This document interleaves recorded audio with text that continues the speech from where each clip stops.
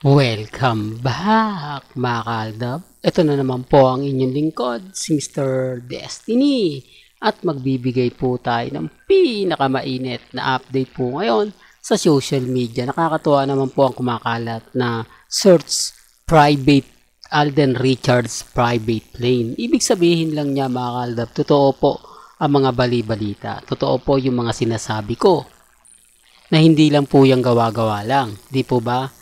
Na kung saan galing po mismo to sa pinangyarihan at sa birthday na kung saan may private plane nga po si Alden Richards na lumanding daw po sa El Nido, Palawan. Ito, kanya-kanya tayong opinion ha, mga kaaldab. Ako, masaya na po ako kasi totoo naman po na may private plane si Alden Richards.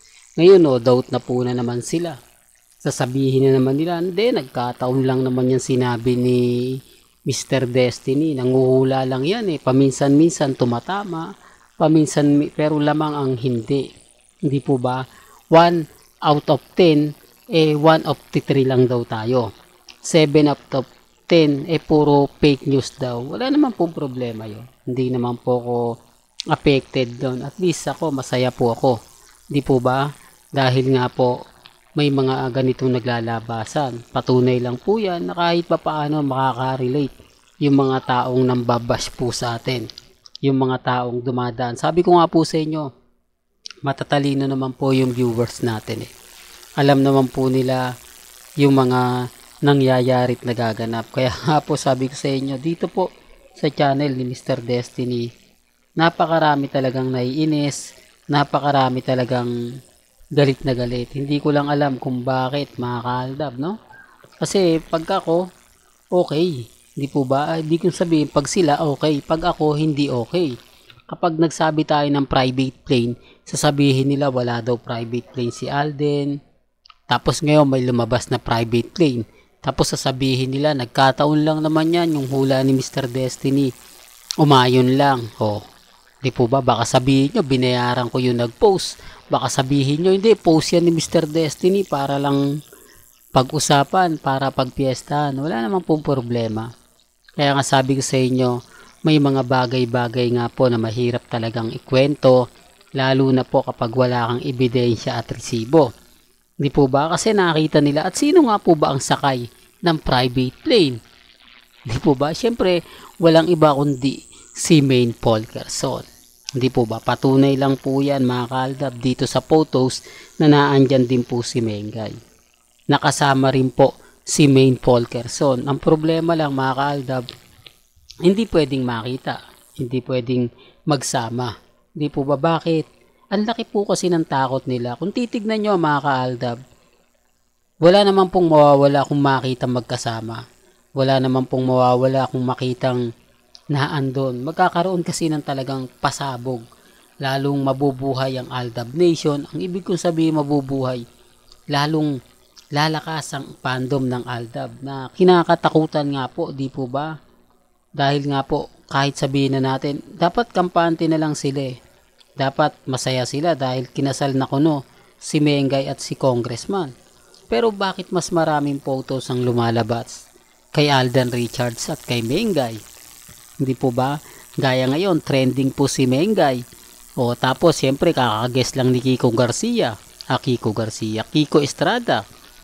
Na nakasama nga po ni Mengay sa Daddy's Girls. Sabi nga sa inyo mga kaaldab, may mga bagay-bagay po na mahirap nga po talagang ikwento.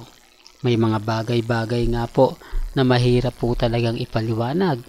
Pero gaya po ng mga sinasabi ko dito po sa channel ni Mr. Destiny, marami po kayong maiintindihan, marami po kayong malalaman. Pero bago natin simulan itong pinakamainit na update natin, kung bago ka lang sa channel na to, at isa kang true-blooded Aldab Nation na nagmamahal kina Mengay at Isoy, tama po ang channel na pinuntahan mo, kaya consider na po kitang bagong subscriber. At huwag mong kalimutang i-share ang mga video po natin sa mga mami, sa mga titas at sa mga senyor.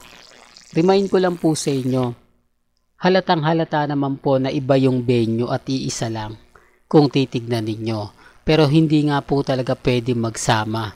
Yan ang isa sa rason at dahilan kung bakit po kami kampante. Alam naman namin ang buong istorya. Alam naman po namin ang buong kwento. Siyempre, mga kaaldab, maraming kwento, maraming ganito, maraming ano kayo Mr. Destiny, hindi totoo yung mga sinasabi mo. Puro ka paasa, lahat ng mga sinasabi mo fake news. Wala naman pong problema. Di po ba? Although po, umaayo naman po talaga at pumapabor naman po talaga sa akin. Kaya nga po ako hindi basta-basta nagpapaapekto.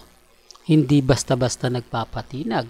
At never naman po akong nagbibigay ng mga impormasyong hindi maganda at hindi kaaya-aya.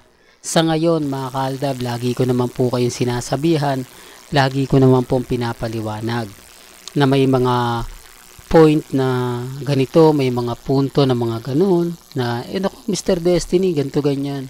Di po ba? Kaya nga po ako relax lang. Kaya nga po ako masaya. Dahil alam naman po natin ang buong istorya. Alam naman po natin ang buong kwento. Alam naman po natin na may mga bagay-bagay nga po na mapapaisip naman po sila. Sa ngayon, lagi ko itong sinasabi, sa ngayon masayang masaya po ako dahil eto ramdam mo na eh. Ramdam mo na na darating yung point mga kaaldab na ako ang panalo, ako ang wagi. Kaya nga po yung mga mami sinasabihan ko, ito yung mga 2015 hanggang 2019. Hindi ko po ako nangunguha ng mga followers since 2023 hanggang 2024. Kasi nga po mga kaaldab, gaya po ng sinabi natin, sino maniniwala kay Mr. Destiny? Paano ako paniniwalaan kung ipinakita naman sa telebisyon, ipinalabas naman sa telebisyon, na kinasal nga po si Congressman Arjo at si Mengay. Nagkaroon pa ng issue kay Noli de Castro. Hindi mo na po pwedeng ipilit yan sa kanila mga kaaldab kasi tayo lang naman po talaga yung nagkakaintindihan. Tayo lang naman po talaga yung nagkakaunawaan. Di po ba? Sa ngayon mga kaaldab, bakit nga po ba kailangang ialis pa nila si Maine? Bakit kailangan na kumbaga mag-iba ng kumbaga reception? Ibig kong sabihin, bakit kailangan si Mengay hindi makasama ni Alden?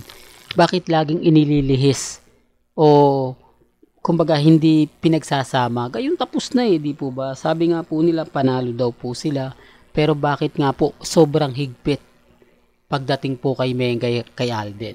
Hindi, para lang klaro, para lang po sa kaalaman ng lahat.